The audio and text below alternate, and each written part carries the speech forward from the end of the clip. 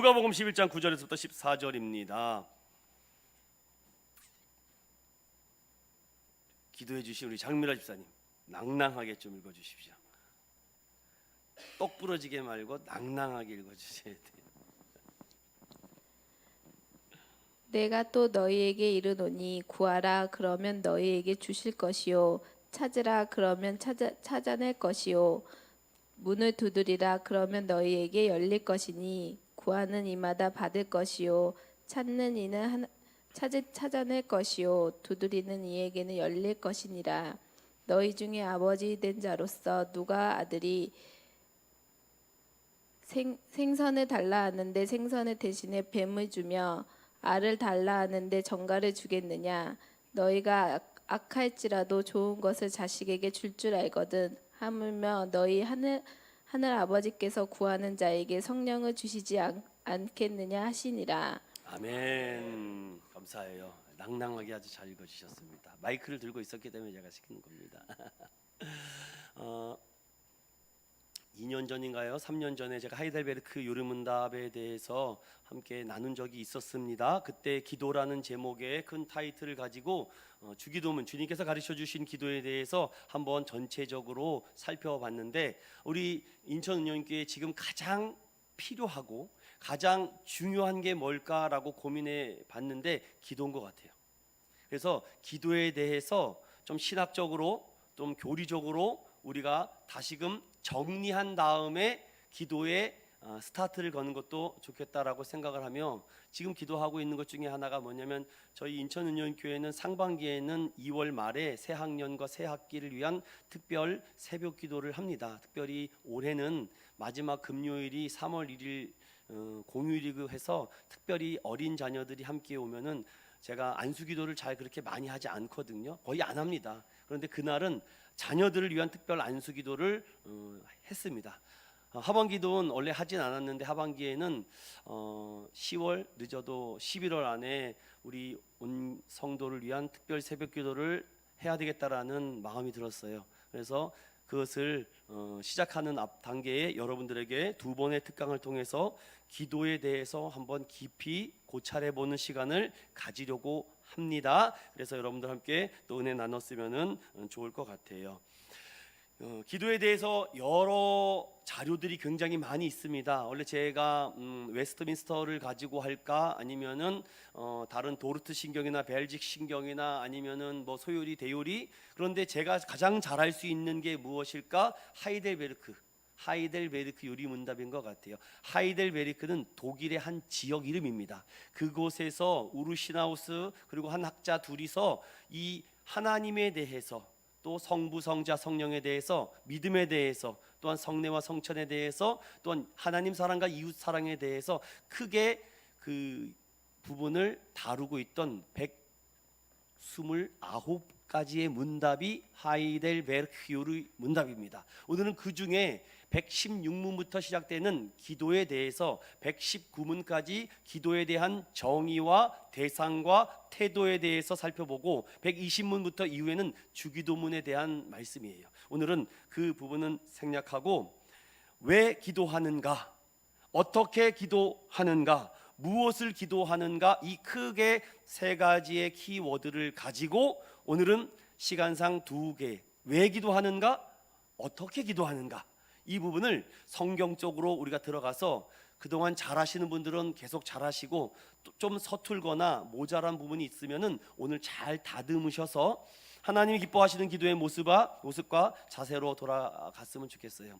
제가 오늘 네 편의 다른 설교를 지금 하고 있거든요. 이 짧은 시간 안에 여러분 기가 막히죠. 똑같은 설교를 보통 대형교회는 4번을 합니다. 저는 다른 걸 4개를 하고 있어요. 안 놀라시나 보네요. 여러분 한번 바꿔서 한번 해볼까요? 새벽에 설교를 느헤미야로 하고, 오전에 학생의 설교를 누가복음으로 하고, 지금 오전에 갈라디아서 5장을 하고, 오늘 누가복음 11장을 하고 있는 겁니다.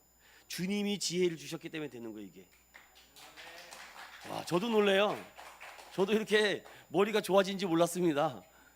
머리가 좋아지고 싶어서 누가 물어봤더니 야고보서 1장을 말씀하면서 야고보서 1장처럼 하면 지혜롭게 된대요. 석찬아 뭐지? 야고보서 1장. 너희가 지혜가 부족하거든. 그래, 꾸짖지 않으신 하나님께 구하라. 그렇죠. 그러면 주시리라. 그렇죠. 바로 나와야죠. 이렇게 야고보서의 말씀에 그대로 이렇게 말하니까 항상 목사가 질문할 때 대답할 준비를 항상 하고 있어야 됩니다. 누구한테? 저랑 눈이 마주치지 않는 분이 타켓이라는 걸 잊지 마십시오. 피하거나 그러면 시켜달라는 뜻인 거 알고, 고개가 자꾸 땅으로 간다 그러면 시켜달라는 것으로 알고 가도록 하겠습니다. 제가 PPT를요 준비를 했습니다. 제가 PPT를 하는 이유는요, 여러분들에게 여러 가지 설교의 테크닉적인 부분을 사용하려고 하는 겁니다.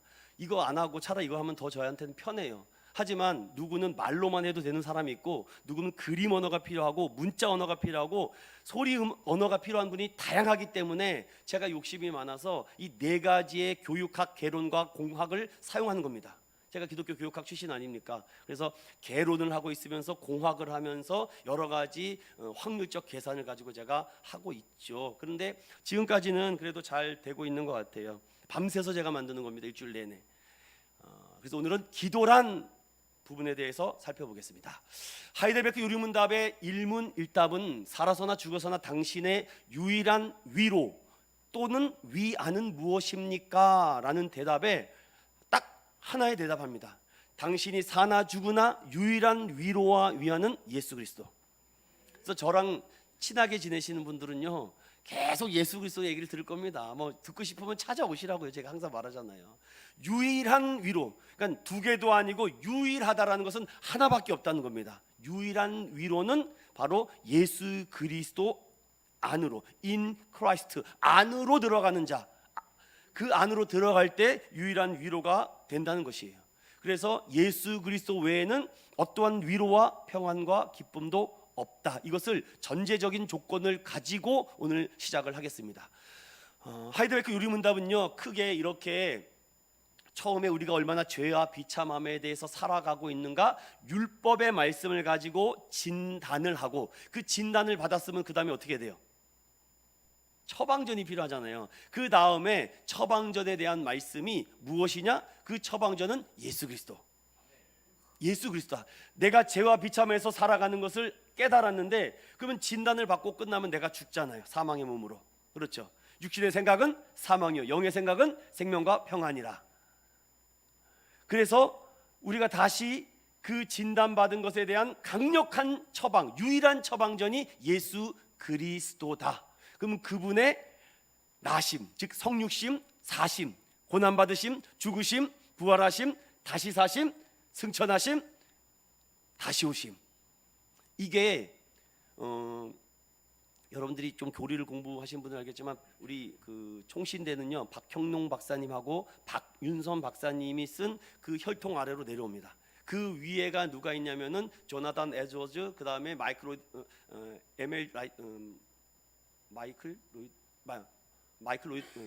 뭐지 이름이 생각이 안 나. 완전 존스. 그 다음에 그 위에가 넘어가면은 칼빈, 찌빙길리, 그 위로 오면 얀 후스 막 넘어갑니다. 그거를 공부를요 3년 동안 하는 거예요. 그런데 공부를 하다가 다 학생들이 책을 집어 던져버립니다. 저는 그 책을 주워 담아서 꼿꼿하게 제가 머릿속에 집어넣습니다. 아주 너무 재밌어요. 너무 재밌어. 그래서 유일한 위로와 유일한 처방전은 예수 그리스도인데, 그 예수 그리스도 안으로 들어가면은 너희들이 가장 먼저 믿음을 점검해야 되는데, 그 믿음의 가장 본이 무엇이냐? 사도신경. 그게 사도신경이라고 말씀을 드리고 싶고, 또 하나, 그리고 사도신경을 다 공부하고 나면은 믿음이 무엇인지 삼위 하나님에 대해서 공부를 하게 됩니다. 삼위 하나님에 대해서 공부가 끝나게 되면은 성례와 성찬에 대해서 공부를 해야 돼요. 성례와 성찬에 대해서 보이는 설교와 보이지 않는 설교, 공동의회를 통해서 나타나는 우리 믿음의 표징을 확인받는 거예요. 그런 이후에 그 믿음의 공동체 안에서 그러면 어떻게 살아가야 되는가가 십계명이에요. 그래서 십계명에 대한 얘기가 하나님 사랑을 하고, 오늘 아침에 우리 주일학교가 십계명을 하더라고요. 나무망한부 살간도고탐 이렇게 하더라고요. 이거 누가 가르쳐 줬습니까? 훌륭한 선생님이에요. 아주 좋습니다. 제가 이렇게 10개 외우는 거 있잖아요 이제. 그리고 나서 하나님을 사랑하는 것과 이웃을 사랑하는 것에 대해서 공부를 마치고 나면은 그 다음에 배우는 게 기도에 대한 거예요. 그러니까 기도에 대한 부분은 뒷부분이죠. 그래서 기도에 대한 정의를 공부하고 주님이 가르쳐 주신 기도에 대해서 주기도문으로 결론을 맺는 게 하이델베르크 요리문답입니다. 그래서 하이델베르크 요리문답은 129가지로 죄와 비참에 대해서 먼저 진단을 받고 처방전 예수 그리스도로 받은 후에 확실한 지식과 굳은 신뢰를 가지고 그러면 어떻게 살아가야 됩니까? 삼위 하나님에 대한 믿음으로 살아가야 된다. 그리고 이 땅에 살아가는 동안 말씀을 듣고 성례와 성천을 통하며 나를 기념하라 하신 예수님의 말씀을 기다리며 고대하며 바라본다. 그러나 이 땅에 살아가는 동안 우리가 불완전한 삶을 살아가니까 하나님이 10가지 계명을 주고 613가지를 주셨잖아요. 613가지를 주시고 그 안에 긍정적인 율법과 부정적인 율법을 통해서 하나님이 택한 자녀들은 이렇게 살아라. 그래서 신명기 6장에 쉐마와 레마 이런 얘기 많이 들어보셨죠? 쉐마와 레마에 대한 얘기를 들은 이후에 거기서부터 우리에게 참된 평안이 찾아온다. 그래서 사도신경을 공부하면서 젖는 자 엘샤다이 하나님을 만나고 구약 속에 숨어있는 언약의 그 커버넌트의 언약의 하나님을 만나면서 내가 하나님의 자녀에 대한 확신을 얻고 이제 다시 오시마 약속하신 새 언약의 메시아 예수 그리스도를 신약에서 만난 신약의 그리스도는 복음 안에서 자유를 누린다고요. 너무 신학적으로 설명하니까 뭔 얘기를 혼자 저렇게 하시나 아마 이러고 있을 것 같은데 이거를 100번 들으면 이해합니다. 한 번 들어선 절대 이해하지 못해요. 제가 이렇게 안 보고 말할 수 있을 정도로 얼마나 많은 반복을 했겠습니까? 다음에 하겠대요. 아무튼 그래서 세 가지의 즉 믿음 생활하는데 내가 직분 받고 내가 재직이 됐는데 한 번도 사도신경에 대해서 공부한 사실이 없다. 십계명에 대해서 공부한 사실이 없다. 주기도문에 대해서 공부한 법이 없다고 여러분들 이거 직분 받으면 안 됩니다. 엄밀히 따지면은. 근데 우리는 그렇게 안 하지 않죠. 다 하잖아요. 그래서 저는 이것을 틈을 내서 특강이라는 방법을 가지고 가는 겁니다. 요거에 대한 짧은 설명을 제가 했고 그 다음에 하이델베르크 요리문답에 우리가 지금 하고 있는 요 부분은 116문 그리고 마지막 주기도문인 129문까지의 말씀이라는 거 기억해 주셨으면 이렇게 제가 잠깐 말씀을 드렸고 특히 116과 117문은 기도가 왜 필요하며 어떤 기도를 기뻐하시는가에 대해서 오늘 집중적으로 좀 저와 함께 제가 세밀하게 살펴보도록 하겠습니다. 자, 먼저 들어가기 앞서서 기도에 대한 오해가 있어요.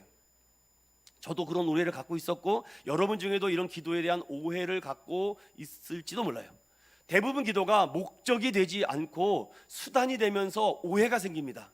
기도를 통해서 무엇을 얻으려고 할 때 기도는 수단이 돼버려요.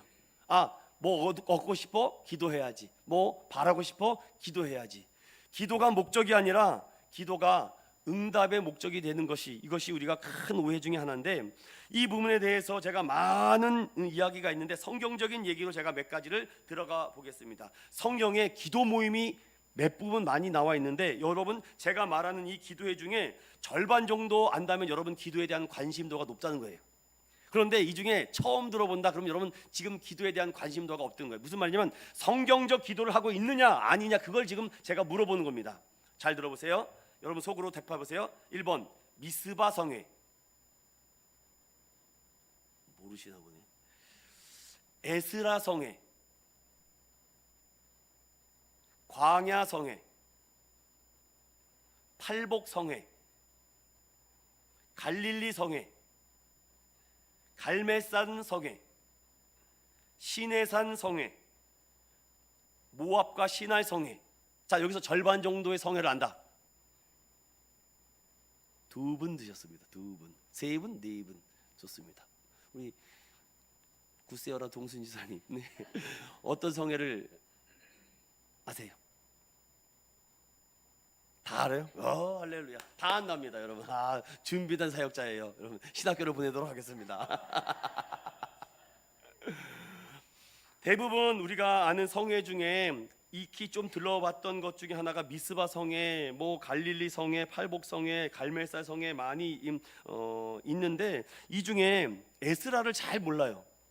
에스라에 대한 성회를 잘 모릅니다. 여러분, 그래서 제가 이 부분을 다루기보다는 여러분들에게 한번 자꾸 질문을 하면서 생각하게 만들려고 하는 거예요. 왜냐하면 기도가 자꾸 어떤 수단이 되면은 성경이 말하는 기도의 가장 좋은 모델에 대한 성회의 모델이 많이 있는데 그대로 따라가야 되는데 그 이름만 딱 따갖고 와서 엉뚱한 기도를 하고 있기 때문입니다.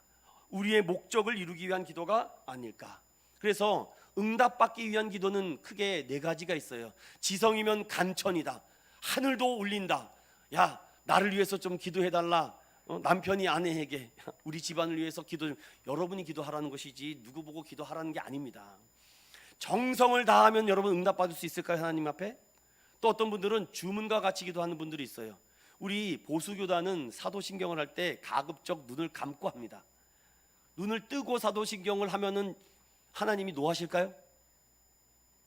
어떻게 생각하세요? 사도신경을 눈 뜨고 이렇게 눈과 눈을 마주치면서 하면은 기분이 더럽나요? 네? 어때요, 여러분? 눈 뜨고 하십시오, 여러분. 눈 뜨고 하시라는 거예요. 눈 뜨고. 정확히 사도신경에 대한 공부가 되어 있는 사람은 눈 뜨고 하라고요.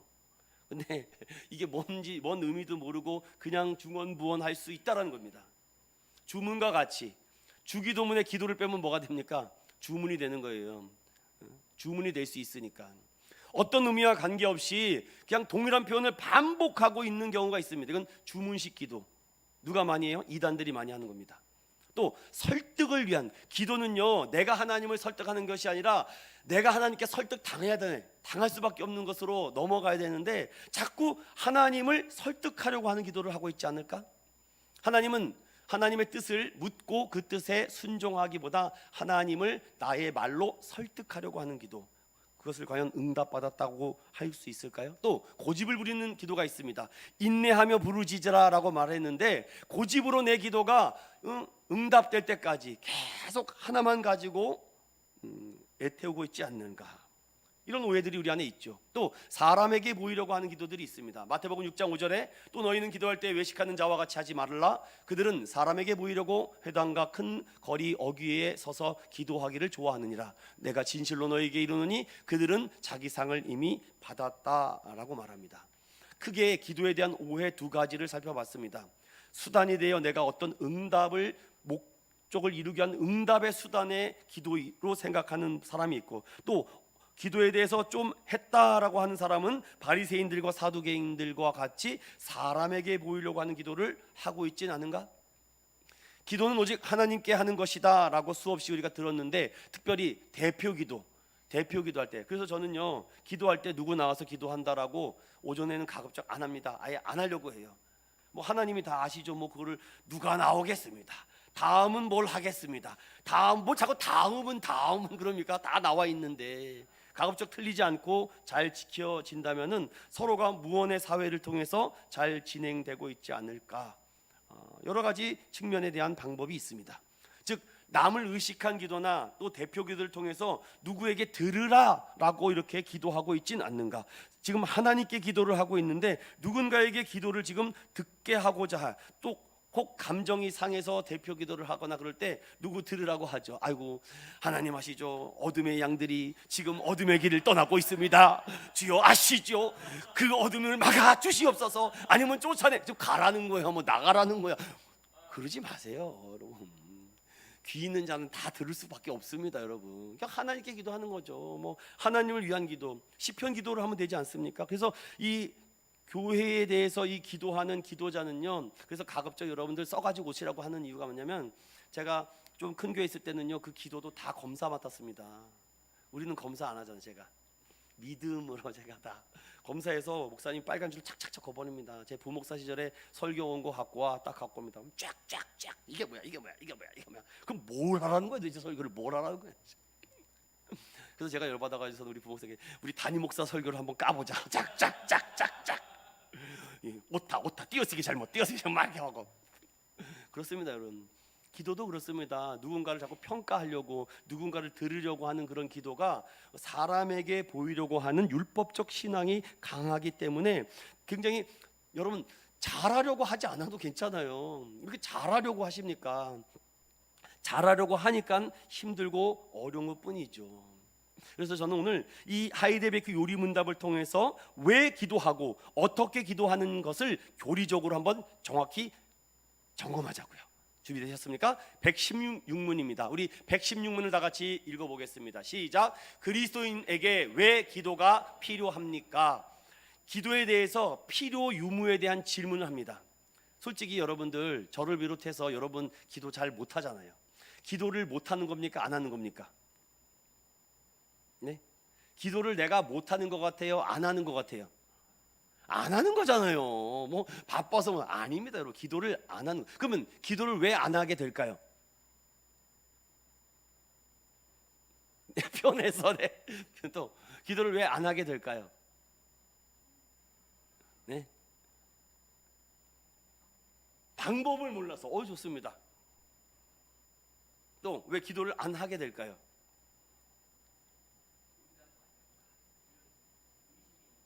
의심이 있기 때문에 그렇다. 합리적인 의심이 있어서 그렇다. 좋습니다. 또 왜 기도를 안 하게 될까? 그 답을 우리 한번 같이 찾아가 보자고요.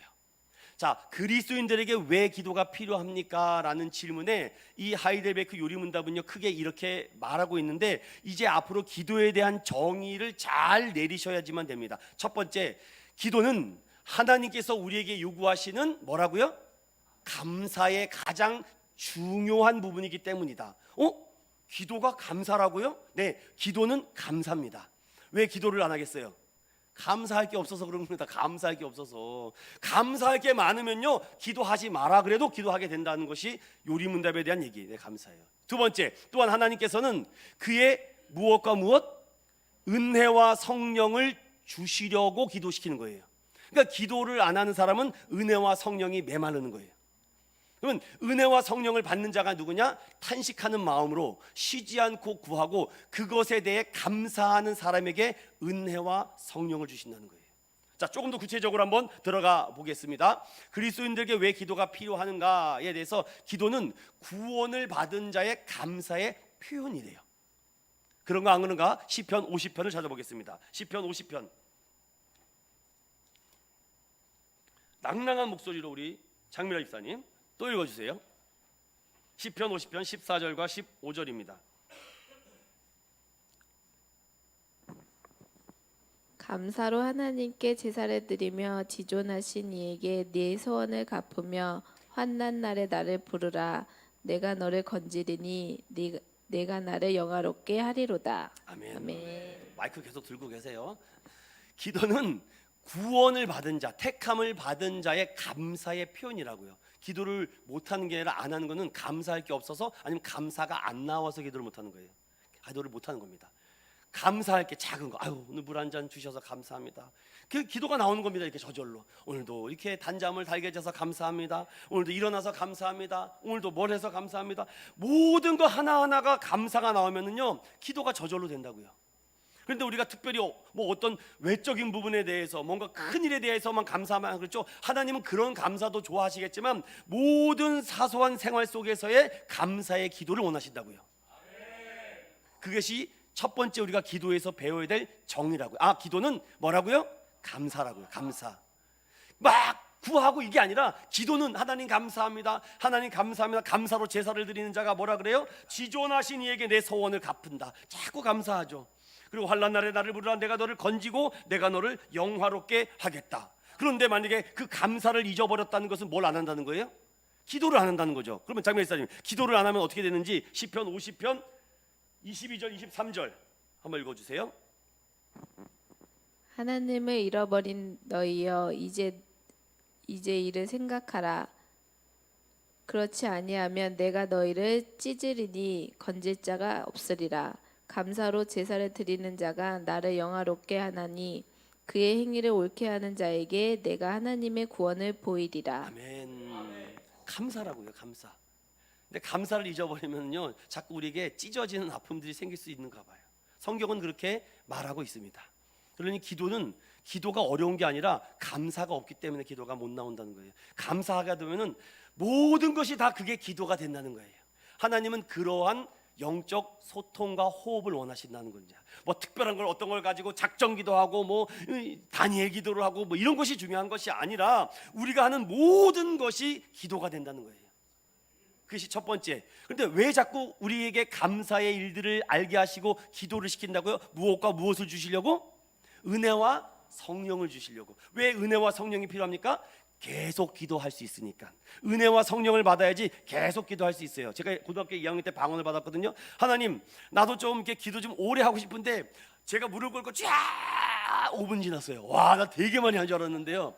쥐야 미씨입니다. 10분 지나요. 안 가. 시간이 죽어도 안 가요. 그런데 은혜와 성령을 받으면 시간이 가는 줄도 몰라요. 그래서 제가 옛날에 한번 기도를 하게 되면 처음에 어떻게 합니까? 이렇게 하죠. 기도 주여 미십니다. 주여 미십니다. 주여 미십니다. 감사합니다. 이렇게 이제 도 같은 사람들은 이제 좌우가 돼. 주여 아버지, 주여 아버지. 뭐 그런 경험이 있으신가 보네요.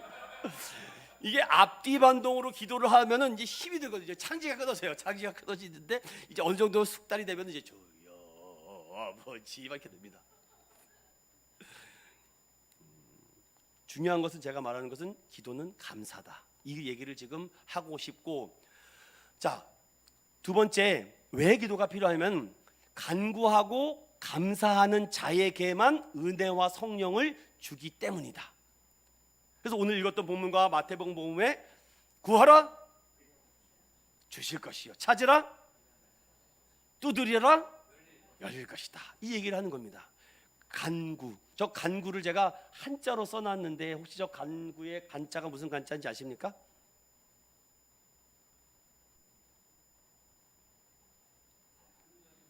그렇죠. 할렐루야. 역시 이정화 집사님 할렐루야입니다. 간구 그냥 간절하다고요. 그냥 간절. 감사와 간구하는 자에게만이래요. 어떻게 보면 조건부절이 될 수 있는데 성경은 그렇게 말합니다. 근데 우리가 아까 전에 누가복음 11장을 읽었잖아요. 누가복음 다시 11장으로 살짝 한번 돌아와 보겠습니다. 누가복음 11장에 보시면은 특별히 여러분 11장에 읽었던 것 중에 13절이 있어요. 13절을 우리 한번 다 같이 읽어보겠습니다. 시작. 너희가 악할지라도 좋은 것을 자식에게 줄 줄 알거든 하물며 너희 하늘 아버지께서 구하는 자에게 성령을 주시지 않겠느냐 하시니라. 아멘. 마태복음에는요 동일한 얘기가 담겨져 있습니다. 거기는 좋은 것을 준다. 누가복음은요 성령을 부어 주신다. 그래서 성령을 받았을 때에 폭발적인 기도가 일어났던 대표적인 성회가 무슨 성회입니까? 오순절 성회라고요. 그 오순절 성회가 어디에 기록되어 있죠?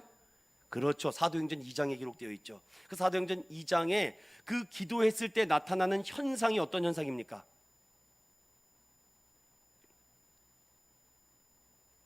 사도행전 이제 갈라디아서 끝나고 제가 사도행전 강해가 들어갑니다. 사도행전 1장에 가룟 유다가 목을 메어 죽습니다.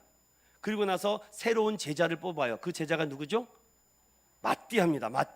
마띠아를 뽑고 나서 12명이라는 완전수를 채운 다음에 그가 오순절 날 기도한 것이 아니라 50일째 되는 날 동안 기도하고 있었던 겁니다. 갑자기 오순절 날 기도해서 그런 것이 아니라 그들이 마가의 다락방에서 모인 지 벌써 수일이 됩니다. 거기서 기도하다가 괜히 오순절이 되어 성령이 임한 것이 사도행전 2장의 오순절 사건이죠. 그러니까 오순절 성령의 충만함을 받은 성도들이 나타난 현상이 무엇입니까? 네? 미쳤다고요? 아니 미친 건 아닌데 돌려가지고 미친 줄 알았어요. 성령 충만? 또 네? 서로의 언어를 알아들었다. 또 자기 것을 내어놓았다. 또 성령이 불이 혀같이 갈라지면서 각 사람에게 임했다. 이게 지금의 포인트의 하나예요. 동시다발적으로 이렇게 딱 불이 임했는데 각 사람에게 불이 혀같이 갈라지며 임했더니 뭐가 터나왔어요? 방언이 터나오잖아요. 근데 그 방언하는 거 보고 주변에 있는 사람들이 뭐라고 오해합니까? 술에 취해서 이렇게 됐다라고 생각을 하지만 그걸 알아듣는 사람이 있어요. 구약학자인가? 기억이 안 나네. 그 구약학자가 그 부분을 연구한 해석 논문이 있거든요. 그런데 그때의 그 자리에 누가 있었을까 하면서 사도 바울이 그 자리에, 그때는 사울입니다. 사울이라는 청년도 그 현장을 목격했을 것이다라고 얘기하더라고요. 이 얘기하면 또 끝이 없기 때문에 아무튼 성령이 임했다. 성령이 임하고 나서 다른 것이 중요한 것이 아니라 그들이 은혜와 성령이 임하니까 뭐가 생겨요? 가슴에 뭐가 생깁니까? 가슴에 뜨거워지죠. 가슴이 그렇지, 이렇게 하면 뜨거워지죠. 그러면서 그들에게 하나님의 말씀이 기억나기 시작하는 거예요. 왜 성령과 은혜를 받아야 되냐면 하나님의 말씀이 기억나거든요. 하나님의 말씀이 기억나면 그 기억난 말씀이 우리 마음에 신비에 새겨져요. 그러니 그 예수님의 제자들이 성령 충만함을 받고 동일하게 하는 말이 뭐예요? 내가 보고 들은 것을 말할 수밖에 없다. 딱 터지잖아요. 그 전까지는 숨어 있었거든요. 그런데 은혜와 성령을 받으니까 담대함이 생긴다고요.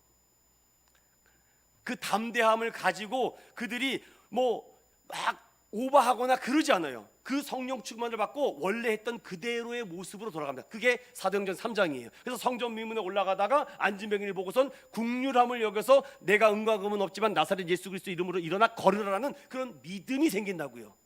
나도 그렇게 할 수 있다라는 믿음이 생겨요. 그래서 은혜와 성령을 받지 못하면은요, 일단 기도가 안 돼요. 그리고 은혜와 성령을 받지 못하면 지속적으로 할 수 없습니다. 은혜와 성령을 받지 못하면 담대함이 사라져요. 그래서 제가 이 말씀을 거듭 강조하는 겁니다.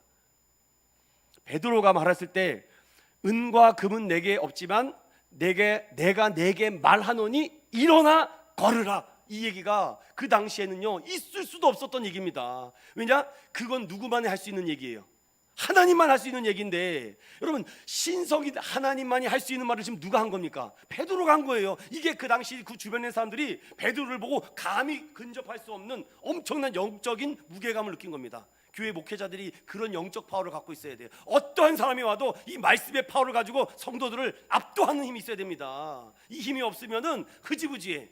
딱 설교를 들어보면 알죠. 저 목사님이 설교의 수준이 어느 정도인지 딱 알게 됩니다.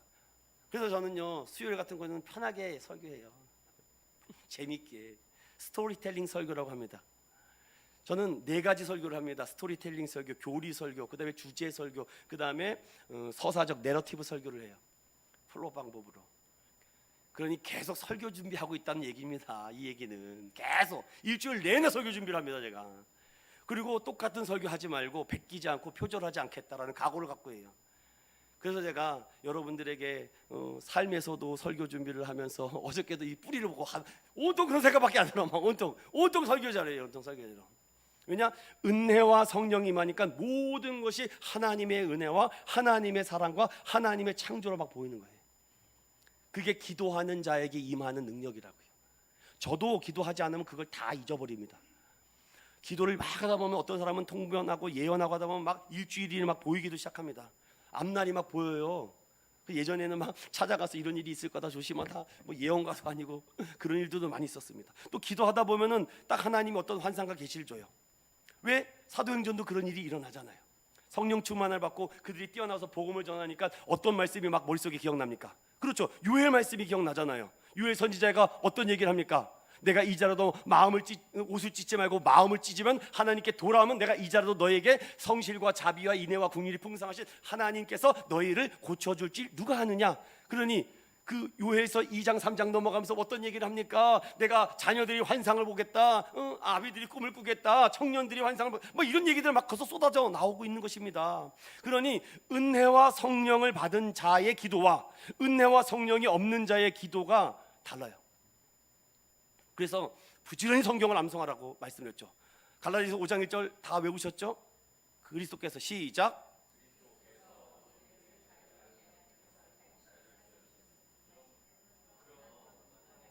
이게 우리 수준이에요. 지금 이게 아시겠죠? 이게 우리가 얼마나 연약하다라는 것을. 그러니까 빨리 인정을 해야 돼요. 그 좀 전에 했던 것도 기억을 못할 정도로 하니까. 예수님은 이 365일 24시간 동안 계속 86,400조 동안 계속 우리를 지켜보고 있는데 우리는 계속 놓치고 있잖아요. 이렇게. 예수 그리스도께서 우리를 위해서 자유롭게 하시기 위해서 자유를 주셨는데 우리는 그 자유를 누린다고 하면서 또 율법에 매여서 산다니까요. 그러니 다시는 종의 멍에를 좀 매지 말아라 라고 얘기를 하는데, 그러려고 하면은 기도해야 된다고요. 그래서 은혜와 성령을 받아야지만 우리가 그것을 이겨낼 수 있고 이겨내게 하시는 하나님의 은혜를 보고, 또 내 약함을 알고 약함을 자랑할 때 강하신 하나님의 손이 나를 붙들어 사용해 주는 거예요. 이게 기도하는 자의 표현이에요. 그것이 미스바 성회고 갈멜산 성회였고, 그게 여러 가지 광야 여러 가지 성회에서 나타난 겁니다. 결국은 여러분, 우리가 그들을 이길 수 없으니 하나님 도와주세요 할 때 하나님이 공격하기도 오기 전에 그들을 진멸하시는 건 아닙니까? 자, 그렇다면은 이 부분에 대해서 조금만 더 살펴보겠습니다.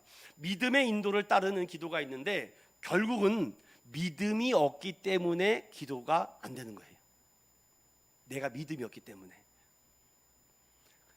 첫 번째, 기도는 하나님이 내 입을 열어 스스로의 길을 말씀하시는 겁니다.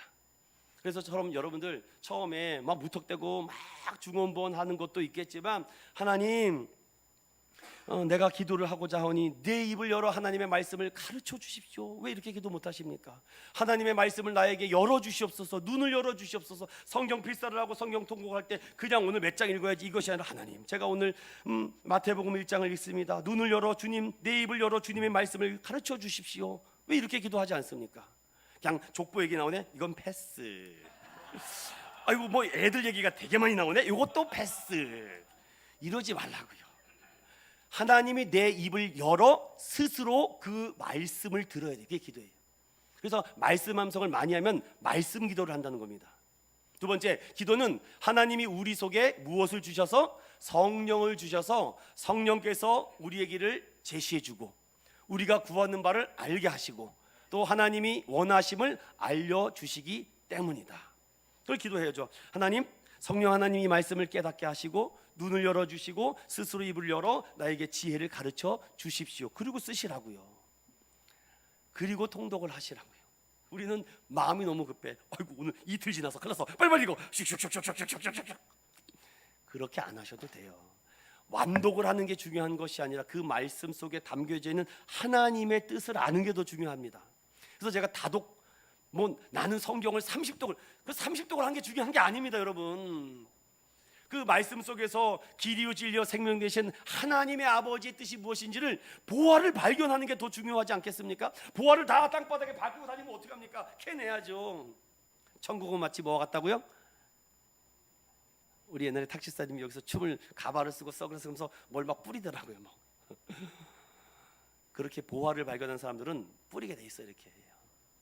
세 번째, 믿는 자의 기도는 내가 하나님께 무언가를 구함이 아닌 내 속에 계신 성령 하나님이 우리를 위하여 탄식하는 것이다.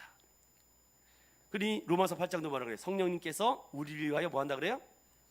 탄식한다. 왜냐? 내가 너희를 뭐와 같이 두지 않기 위해서, 고와 같이 두지 않기 위해서 탄식한다는 거예요. 그 대표적인 기도가 모세의 도고기도 아시죠? 모세의 도고기도 출애굽기 몇 장입니까? 계명을 갖고 내려오는데 밑에서 황금 송아지 만들어 놓고 춤추고 있잖아요. 그래서 목이 곧은 백성을 다 죽이겠다고 하니까 거기서 모세가 도고기도를 하는 거라고요. 저들을 죽이려면 차라리 내 이름을 어디에서 지워달라? 생명책에서 지워달라. 여러분, 이런 목회자를 만나야 돼요. 죄송해요, 아직 제가 그 정도의 수준이 안 돼서. 주님, 우리 인천교회 성도를 구하기 위해서 저를 죽이기는 좀만 좀 생각해 주세요. 그리고 예수님이 가르쳐주신 주기도문이 우리가 나와 있습니다. 주기도문. 주기도문은 예수님이 가르쳐준 거예요? 아니면 제자들이, 사람들이 어떻게 기도하냐고 물어봤기 때문에 가르쳐주신 겁니까? 네, 물어봤기 때문에 이렇게 기도하라라고 이렇게 가장 기도의 표준 모델이 나와 있죠. 그래서 무언가를 구하는 것이 아니라 성령 하나님께서 그때마다 우리에게 말씀하여 주시는 그 음성을 듣는 게 참 우리가 현실적이에요. 그래서 항상 말씀을 먼저 읽고 그 다음에 그 말씀을 가지고서는 기도하는 것이 가장 건강한 기도의 모습이에요. 자, 믿음이 있는 자들은 기도할 수밖에 없죠. 기도는 선택 사항이 아니라 뭐라고요? 필수 사항. 국영수가를 하듯이 우리 신앙생활의 필수 항목이 뭡니까? 기도, 말씀, 찬양. 네? 뭐라고요? 세 가지까지 왔어요. 뭐 기도, 말씀, 찬양, 또 예배, 또 전도. 아우, 저 감사해요. 제가 지난번 새가족 시간에 우리 새가족하고 공부하면서 물어봤거든요. 그랬더니 조금의 차이는 있지만 다 건강하고 되게 좋은 것 같습니다. 저는 개인적으로 우리 건강한 믿음 생활을 지키기 위해서 말씀이 40%, 나머지가 20 이렇게 말씀을 드렸던 기억이 나요. 필수 항목을 더 잘해야 되겠어요? 못해야 되겠어요? 그래서 우리 큰아들은 체육만 잘해서 큰일 났어요. 국영수를 잘해야 되는데 그래도 체육 우수상을 받아온 애입니다. 여러분, 체육 우수상 제가 못 받아와서 그래요. 제가 중고등학교 때 좀 잘 받아왔으면은 제가 뭐라고 얘기할 텐데 못 받아서 그래요. 우리 아내는 공부를 잘했기 때문에 많이 받아왔지만 저 못 받았습니다. 기도는 하나님께서 우리에게 요구하시는 감사의 가장 중요한 부분이고, 하나님이 은혜와 성령을 주시기 위해서 기도가 필요하다는 거예요. 딱 이걸 머릿속에 집어넣으라고요. 기도를 못 하는데, 기도를 못하는 게 못하게 안 하는 거라고요. 왜? 감사를 모르니까. 감사를 알면은 감사 기도만 하세요. 하나님 감사합니다. 하나님 이것도 감사합니다. 저것도 감사합니다. 오늘 어떤 집사님이 천장에 물 새는 걸 막아주셔서 감사하다. 이런 감사까지도, 그런 작은 것까지도 감사할 수 있는 것이 기도라고요. 여러분, 그렇게 기도하다 보면은 하나님께서 뭘 주신다고요? 은혜와 성령을 주신다고요. 은혜와 성령을. 누구에게? 탄식하는 마음으로 쉬지 않고 간구하는 자에게 주신다. 이것이 116문 왜 기도가 필요하냐. 자, 탁식사님 설명해 보세요. 저한테 116문 왜 기도가 필요합니까? 괜찮아요. 우리 탁식사님은 왜 난 자꾸 자가만 지드가 117문 보겠습니다. 117문 질문을 한번 다 같이 읽어볼까요? 시작. 하나님께서 기뻐하시고 들으시는 기도는 어떠한 것입니까? 즉 기도를 어떻게 하란 말입니까? 그러면 왜 필요에 대해서 알았습니다. 감사와 은혜와 성령을 주시기 위함이다. 그럼 어떻게, 하우에 대한 문제를 하고 있어요. 그 얘기에 대해서 첫 번째, 그의 말씀에서 자신을 계시하신 유일하신 참 하나님에게만 그가 우리에게 구하라고 명하신 모든 것을 어떻게? 마음을 다하여 구하라. 내가 어떤 것을 구하기 위한 것을 기도라고 생각을 했다면 오늘 그걸 다 내려놓으시고 우리에게 구하라고 명하신 모든 것, 그럼 구하라고 명하신 모든 것을 함축하여서 어디다 담았어요? 주기도문에다 담아놨다고요. 하늘에 계신 우리 아버지의 이름이 거룩히 여김을 받으시며 나라의 임하시며 뜻이 하늘에서 같이 땅에서도 이루어지리이다. 이것이 하나님과 나, 그리고 나에 대해서 오늘날 우리에게 일용할 양식을 주옵시고, 여기서부터 시작하는 거예요. 그래서 하나님이 구하라고 하는 것을 먼저 구하라는 겁니다. 그래서 마태복음 6장 33절은 뭐라 그래요? 석찬아? 그렇죠, 맞습니다. 먼저 그의 나라와 그의 이루거라, 그러면 이 모든 것을 너에게 더해주시겠다. 은밀한 가운데 보호하시고 들어주시는 하나님이 지켜보고 있다. 6장 계속 나가잖아요. 하나님이 구하라고 명하신 것을 우리가 구해야 되는데, 하나님이 구하라고 하는 것을 구하지 않고 잘못된 것을 구하니까 성경은 뭐라 그래요? 너희가 구하여도 받지 못하는 것은 무엇 때문에 받지 못함이다? 그렇죠. 정욕, 욕정으로 쓰기 위함이다. 그러니까 성경적으로 답변을 다 할 수 있는데 우리가 관심이 없어서 지금 기도에 대한 한 부분마저도 우리가 공부를 못하면은 엉뚱한 기도를 하고 있죠. 자, 하나님이 구하라는 기도를 해야 된다. 그런데 우리는 하나님이 구하라는 기도보다는 우리의 의식주를 먼저 구하잖아요. 그렇지 않습니까? 저도 그래요. 둘째, 우리 자신의 부족과 비천함을 똑바로 철저히 깨달아 그의 어미 앞에 어떻게 구한다고요? 겸손히. 자, 하나님이 구하라는 것을 어떻게 구한다? 하나님이 구하라는 것을 먼저 구하라고요. 그리고 다 그것을 구했으면 어떻게? 내가 기도함으로 내 부족과 비천함과 그리고 나의 어리석음을 다시금 깨달아. 그러니까 말씀을 계속 들으라는 겁니다. 말씀을 듣고 엄격하신 하나님 앞에 겸손히 구하라는 겁니다. 그래서 예전에는요 무릎 꿇고 기도를 참 많이 했잖아요. 요즘은 이렇게 의자가 좋아서. 예전에는 다 이렇게 무릎 꿇고 기도했던 것 같아요. 자, 세 번째, 비록 우리는 받을 자격 없는 자들이지만 하나님께서 그의 말씀에 약속하신 대로 우리 주 예수 그리스도 때문에 우리의 기도를 분명히 들어주신다는 이 확실한 근거를 가지고 우리가 기도하면 된다. 이것입니다. 자, 어떻게 기도하냐고요? 하나님이 구하라는 거 구하라. 그리고 나의 부족과 비참함을 알고서는 겸손히 구하라. 그리고 내가 구하는 모든 것을 예수 그리스도 이름으로 구하면 받은 줄로 확실하게 믿고 구하라는 겁니다. 이게 어떻게 기도하라는 거예요. 그러면 한 가지만 보고 마치겠습니다. 첫 번째, 참된 기도는 어떻게 기도합니까? 마음을 다하여 겸손하게 확신을 가지고. 그럼 마음을 다한다는 것은 진심에서 우러나오게끔. 하나님은 만물이 여김을 받지 않습니다. 사계명 중에 있는 3계명이 뭐예요? 장면있어요. 3계명. 아침에 잘하더만 그 3계명. 첫 번째, 두 번째. 갑자기 하니까 머리가 막 이렇게 공황장애 오죠, 막 이렇게. 그죠? 그렇죠. 망령되이 일컬지 마라. 이제 생각이 나죠. 이 생각이 나는데 시키면은, 그러니까 여러분들이 나와서 한번 해보세요. 안 됩니다. 이렇게 수없이 반복 훈련을 해야 돼요.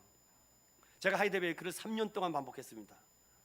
그러니까 이 책이 2권이거든요. 제가 이거를 달달달달달달 거의 외웠어요. 제가 안 보고도 합니다. 그래서 세가족 훈련도 안 보고 다 하는 겁니다. 진심으로 만홀이 여김을 받지 않는 자, 하나님의 이름을 망령되어 일컫지 말라고 했기 때문에 진심에서 하는 기도. 그럼 진심의 기도의 대표적인 모델이 예수 그리스도. 예수 그리스도께서 어떻게 기도했습니까? 겟셋마네 기도의 모습을 기억하라는 거예요. 겟셋마네 기도 어떻게 기도합니까? 아버지여, 나의 원대로 마옵시고 아버지의 뜻대로 되기를 원합니다. 그 기도 전에 어떤 기도가 앞에 있습니까? 주님 할 수만 있으면. 주님 할 수 있잖아요. 그러면 이 잔을 어떻게 하라고요? 옮겨달라 그러죠. 그런데 그것마저도 내 뜻이 아닌 하나님의 뜻을 구하겠다는 것, 어떻게 기도하는 것의 대표적인 모델이에요. 그리고 나서 예수님께서 일어나서 제자들 보고, 특별히 베드로, 야고보, 요한에게 특별히 그들에게 특별 기도시켰는데 뭐 하고 있어요? 왜 잤어요? 아니 그 예수님 지금 중리산이 하고 있는데 잠이 옵니까 여러분? 네, 우리는 잠이 와요. 그리고 그때 잠들어 있었어야 돼요. 그리고 예수님께서 하신 말씀이 무엇입니까? 마음은 원으로 돼 몸뚱아리가 약하다 이겁니다. 육신이 연약하기 때문에, 그 연약함을 알기 때문에 그것마저도 하나님이 붙들어 주셔야 된다는 것을 제자들이 나중에 알게 되는 거예요. 은혜와 성령을 받고 겟셋마네 기도에 예수님께서 우리가 잠들어 있을 때 그것마저도 주님께서 우리를 붙들어 주지 않으면 우리가 일어날 수 없다. 겸손하게 성경적 시편의 마음은 허리를 동이고 겸손하게 무릎을 꿇는 것입니다. 확신을 가지고 이 부분에 대해서 좀 더 살펴볼까요? 마음을 다한다는 것은 무엇입니까? 하나님은 기도할 수 있는 자를 따로 정하지 않았죠. 누구나 기도할 수 있습니다. 그러나 기도의 본질을 알면, 아까 말했죠? 감사와 은혜와 성령의 그 본질을 알면 성령님이 얼마나 탄식하고 계시는지, 그리고 하나님이 하신 이 말씀의 계시 중심적인 기도를 하지 않는 그 모습을 보면은 그는 마음을 다한 기도가 아니라고 보는 거예요. 그러한 기도는 이교도들이나 사입이나 이단들도 하는 기도, 그는 신이 없는 우상 고목나무에서도 하는 기도. 그러나 그리스도인의 기도는요, 성령님의 탄식함으로 기도하지 않으면 안 되끔 나의 마음에 불을 주시기 때문에 기도하게 만들고, 또 하나님의 말씀이 계속 내 마음을 흔들어 놓는 거죠. 그래서 기도할 수밖에 없게 되는 겁니다. 이것을 마음을 다하는 기도. 두 번째, 겸손하게. 바른 자세와 바른 태도가 있는데, 겸손하게의 바른 자세는 내가 기도하는 것이 아니라 바로 성령님께서 기도하게 한다라는 바른 자세와 입술의 고백이 있어야 되고, 또 바른 태도는 하나님 말씀하심 안에 있어야, 그래야지 기도가 계속 계시 중심적. 여기서 제가 말하는 계시 중심적이라는 것은 하나님 말씀 중심적이라는 것입니다. 보통 유튜브에 보면은 뭐 말씀을 따라하는 기도 영역 뭐 등등등 많이 있잖아요. 잘 분별해서 들으시고 따라가셔야 됩니다. 그리고 또 하나 또 더 보면은 확신을 가지고라는 말씀이 있습니다. 하나님께서 우리 기도를 들어주시는 이유는 오직 우리 주 예수 그리스도 때문이다. 요한복음 12장 찾아봅니다.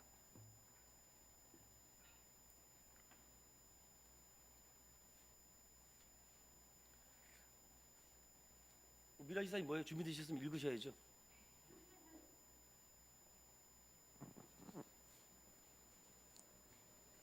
이는 기록된 바 시온 딸아 두려워하지 말라 보라 너의 왕이 나귀 새끼를 타고 오신다 함과 같더라. 제가 지금 이걸 띄어쓰기를 잘 못했네요. 요한 1서 2장입니다. 저도 헷갈렸네. 저렇게 써가지고 요한복음 12장인 줄 알았어 제가. 요한 1서 2장 15절 17절입니다. 야, 띄어쓰기 하나에 완전히 달라지는구나. 이 세상이나 세상에 있는 것들을 사랑하지 말라. 누구든지 세상을 사랑하면 아버지의 사랑이 그 안에 있지 아니하니 이는 세상에 있는 모든 것이 육신의 정욕과 안목의 정욕과 이생의 자랑이니 다 아버지께로부터 온 것이 아니요 세상으로부터 온 것이라. 이 세상도 그 정욕도 지나가되 오직 하나님의 뜻을 행하는 자는 영원히 거하느니라. 아멘. 결국은 그렇습니다, 여러분. 우리가 기도할 때에 그 기도를 들어줄 수밖에 없는 이유는 하나님께서 예수 그리스도 때문이에요. 그래서 우리가 모든 기도의 맺은 말이 뭐예요? 예수 그리스도 이름으로 기도드립니다. 이제 예전에 이런 청년들이 저에게 이렇게 질문한 적도 있어요. 목사님, 어르신들 기도하는 거 보니까 뭐가 맞아요? 예수님의 이름으로 기도드렸습니다. 예수님의 이름으로 기도드렸습니다가 이게 맞아요? 거룩하신 예수님의 이름으로 아무렇게나 해든지 예수님의 이름을 부르라고 내가 그렇게. 그래서 제가 청년들에게 기도 강의를 특강을 할 때 그러나 좋은 기도가 있다. 거룩하신 하나님이라고 부르면 참 좋다 그랬어요. 제가 거룩하신 하나님. 그래서 우리가 축도에 우리 합동축 교단의 축도의 모델이 어디 있습니까? 이제는 저는 이제는 잘 안 해요, 여러분들. 그게 찾아드릴게요. 제가 알려드릴게요. 오늘 여러분들 뭐 어차피 뭐 바쁘신 분 있으세요? 바쁘신 분 손 드세요. 바쁘신 분 없으시면은 고린도후서 12장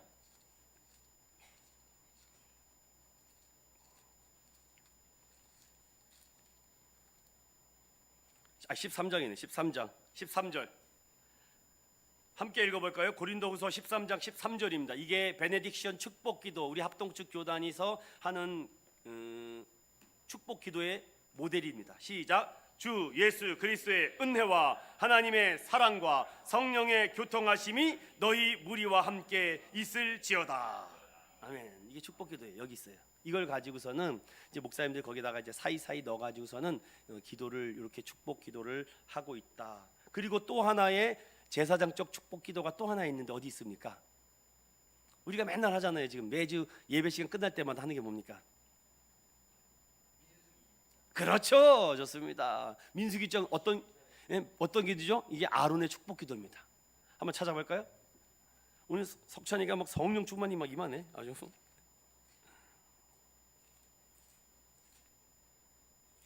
찾으셨나요? 우리 맨날 찬양할 때마다 부르잖아요. 하나님은 너에게 복을 주시고 너를 지키시길 원하네. 모르시나? 응?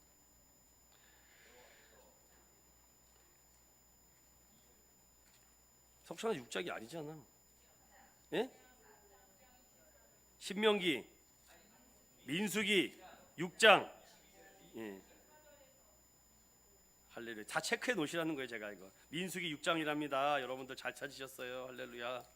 민수기 6장 24절 25절 27절 이것이 아론의 축도입니다. 한번 읽어볼게요. 시작. 여호와는 내게 복을 주시고 너를 지키시기를 원하며 여호와는 그의 얼굴을 내게 비추사 은혜 베푸시기를 원하며 여호와는 그 얼굴을 내게로 향하여 드사 평강 주시기를 원하노라 할지니라 하라.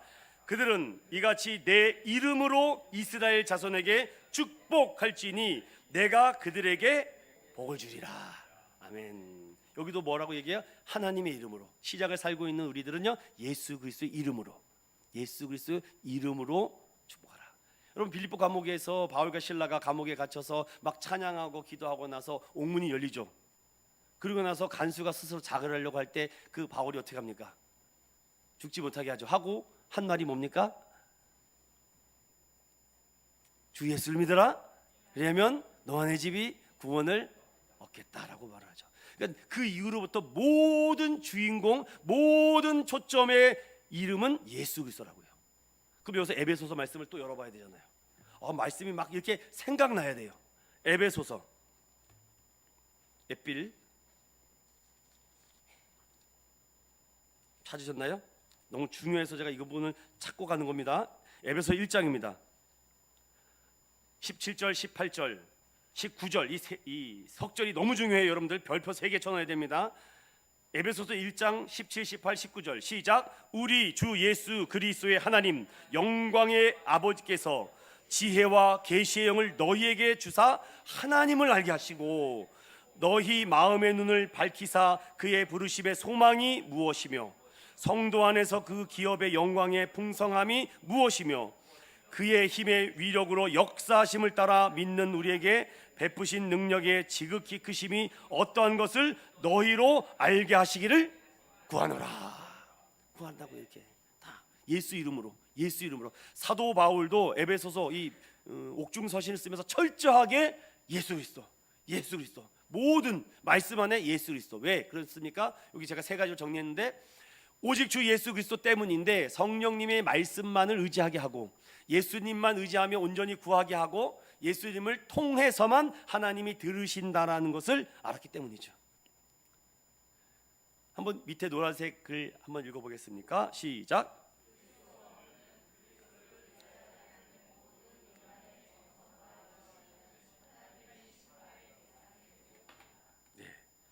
하나님 예수 그리스도가 없는 부르짖음, 그리스도가 없는 인생, 그리스도가 없는 삶은 결국은 어떠한 열심과 어떠한 정성을 다해도 결국 심판의 대상일 뿐. 그러니 우리는 정말 복받은 인생이라는 거죠.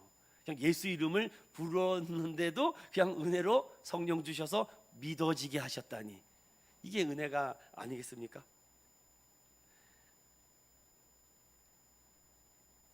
이렇게 표로 도식으로 하나님께서 기뻐하시고 들으시는 기도는 유일하신 하나님께만 기도하고 진심으로, 그리고 겸손하게 하나님께 바른 자세와 바른 태도로 기도하고, 그리고 누구의 이름을 부르면 응답된다? 예수 그리스도 이름으로. 심지어는 누가복음 11장에는 뭐라 그랬어요?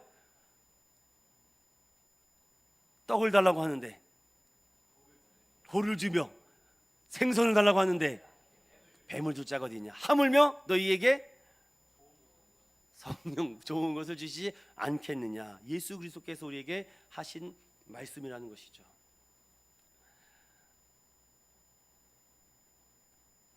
칼빈은 기독교 강요에서 올바른 기도의 법칙에 대해서 4가지를 정의해 줬는데, 절대적 하나님의 신뢰와 경외함으로, 자신에 대한 부족함을 강하게 느끼며, 자기 신뢰를 버리는 겸손함으로, 하나님이 들어주신다는 확신을 가지고. 칼빈의 기독교 강어가 하이델베르크보다 먼저 쓰여졌습니다. 총 4권으로 기록되고 있는데 성부와 성자와 성령에 대해서 딱 기록이 되어 있어요. 그리고 나서 하이델베르크 요리문답이 기록이 되어 있어요. 와, 그러니까 성령과 은혜와 일맥상통하기 때문에 성령도 하나요, 믿음도 하나요, 주도 하나이기 때문에 똑같은 생각과 똑같은 마음과 똑같은 기도를 한다고요. 아니, 저 사람과 내가 똑같이 신앙을 생활하는데 저분은 내 기도가 달라? 이게 이상해진 거예요. 똑같아야 된다고요, 기도하는 게. 왜 저분이 기도하는 내용과 내 기도하는 내용이 다르나? 내가 둘 중에 한 사람이 뭔가 잘못하고 있다는 거예요. 아니면 둘 다 잘못하고 있던가. 그러니까 반드시 목회자에게 검증을 좀 봐주세요. 여러분, 저도 공부는 많이 못했지만 이 정도는 가르쳐 드릴 수 있어요. 제발 기도의 검증을 받으세요. 내가 지금 성경적 기도를 하고 있는가, 아니면 중언부언하고 있는가, 이거를 알아야 돼요. 방언으로 하셔도 좋고 여러 가지 하셔도 좋습니다. 그러나 그 기도가 계시 중심적인 기도냐 아니냐, 예수 그리스도 이름으로 구하냐 구하지 않느냐, 이 부분에 대해서 여러분 꼭 돌아보시기를 바라요. 끝입니다.